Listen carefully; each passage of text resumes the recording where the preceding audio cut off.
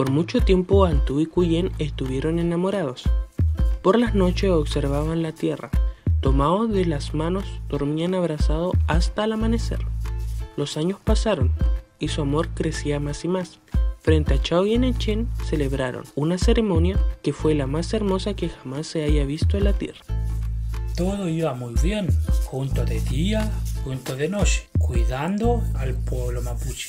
Pasó el tiempo y tanto Antú como Cuyén fueron cambiando, comenzaron a aparecer diferencias entre ellos hasta que decidieron separarse. Antú comenzó a salirse de día. Cuyén visitaba la tierra de noche.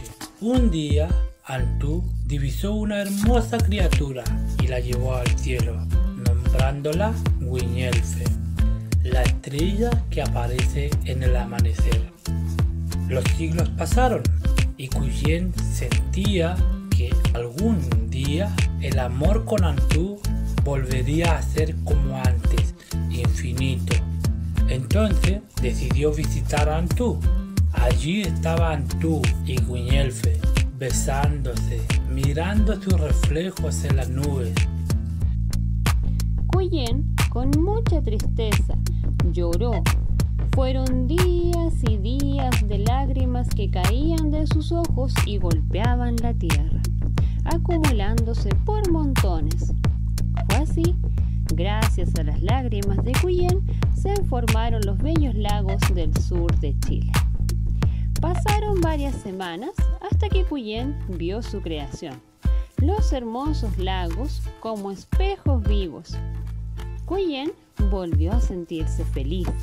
Entendía que con estas fuentes de agua estaba ofrendando vida y salud a la gente de la tierra.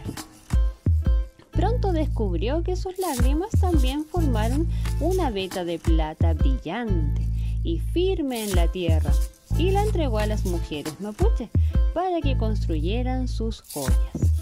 Antú aún recuerda el gran amor que sintió por Cuyén y sus recuerdos también le hacen llorar oculto entre las nubes.